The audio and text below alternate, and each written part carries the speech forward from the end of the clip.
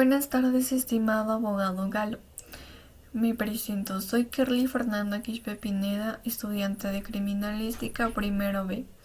El día de hoy tengo la dicha de presentar el impacto y logros del movimiento feminista. Feminismo es noción radical de que las mujeres son seres humanos, Cherish Chamar. Es decir, que el movimiento luchó para que la mujer fuera vista como cualquier otra persona y no como simplemente un objeto posteriormente sexual en la mayoría de las veces.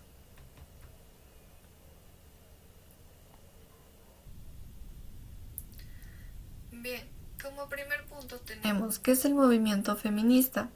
El movimiento feminista en Ecuador incluye organizaciones, grupos y personas que buscan la igualdad de derechos entre mujeres y hombres, además de luchar por eliminar la violencia y la discriminación en la sociedad ecuatoriana. Como puntos clave del feminismo tenemos factores de derechos políticos y participación de las mujeres, igualdad salarial y acceso al trabajo, prevención de la violencia de género y feminicidios, derechos sexuales y reproductivos, acceso a educación y salud, y por último, reconocimiento de derechos de mujeres indígenas, afroecuatorianas y rurales. Partiendo de sus orígenes, entendemos que cuyo propósito central ha sido el reconocimiento de la plena dignidad de las mujeres y el desmantelamiento de las barreras estructurales que impiden su desarrollo, pues lejos de ser una lucha aislada, se trata netamente de una respuesta colectiva, ya que ha estado a siglos de exclusión en los que la voz femenina fue relegada al ámbito privado, negándole en sí su capacidad de decidir en el rumbo del país. Es por esto que la historia ecuatoriana ha sido el escenario donde esta resistencia se ha materializado a través de la educación, el derecho al sufragio y la participación activa en la ciencia.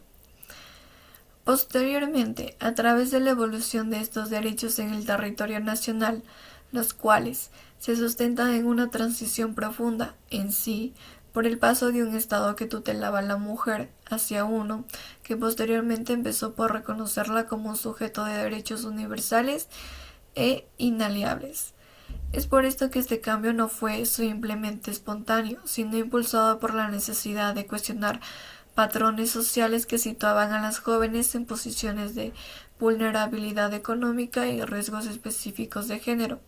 pues se entrelazaba con la etnia y la clase social, forjando así una identidad de lucha diversa.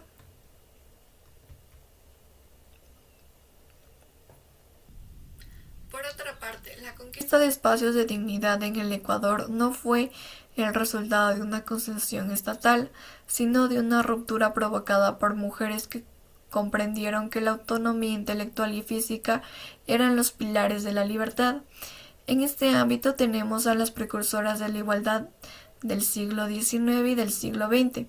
entre ellas a Manuela Sáenz y Rosa Zárate, quienes fueron estrategas que politizaron el rol femenino en la independencia, desafiando en sí el castigo social para insertar a la mujer en la esfera de lo público y lo militar. Esta ruptura permitió que en el siglo XIX Marieta de Ventimilla, conocida como la Generalita, asumiera un liderazgo político y cultural sin precedentes, convirtiendo al Palacio de Carondelet en un centro de pensamiento que cuestionaba la exclusión femenina en las artes y la gestión del Estado. Tanto así que su presencia fue el preámbulo para que figuras como Joaquina Galarza, la coronela, consolidara la imagen de la mujer con autoridad y mando,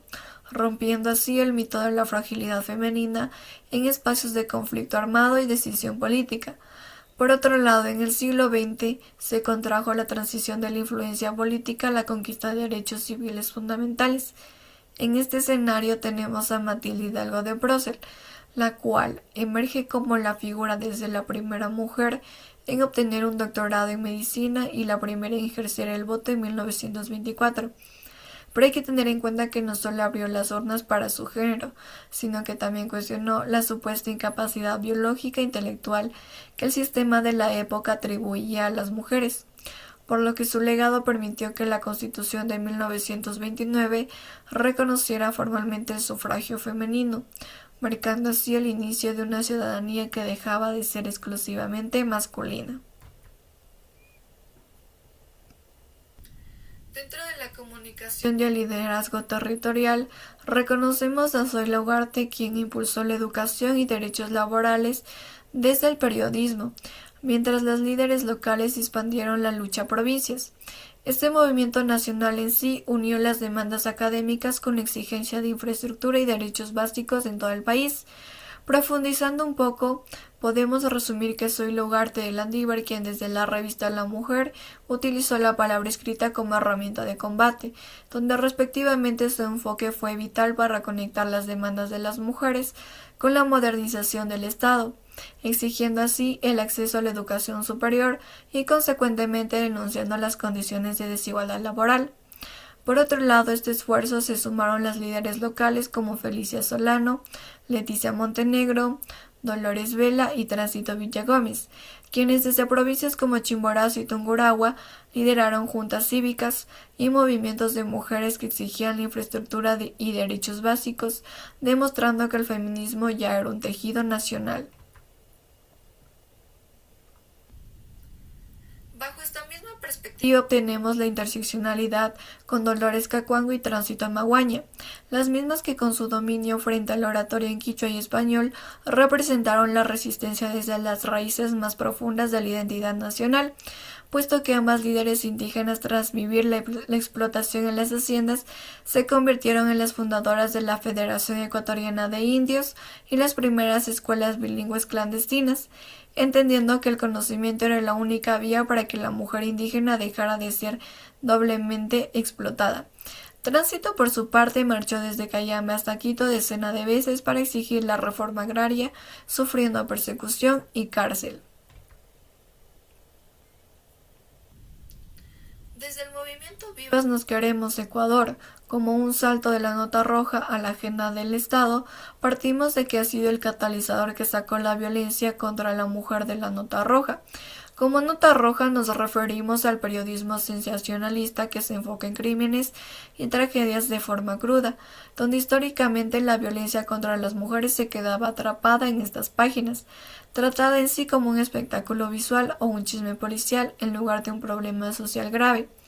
Este también se puede suscitar desde diversos aspectos, como desde el morbo a la estructura, donde la nota roja en sí se fijaba en detalles innecesarios de la víctima,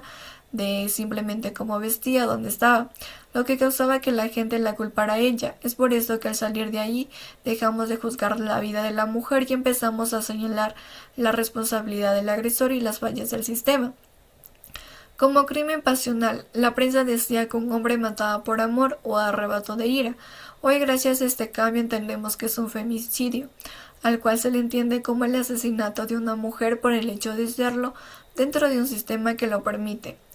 Dentro de lo privado a lo público, antes se decía que la violencia era un problema de pareja que debía resolverse puertas adentro.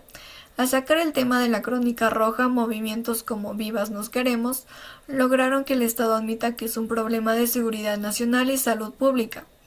Por último aspecto, nos centramos en el hecho de atrapar culpables a crear soluciones. Es decir, si el tema solo es nota roja, la única solución es meter a alguien preso, pero al convertirlo en sí en un tema de derechos humanos, la solución es integral.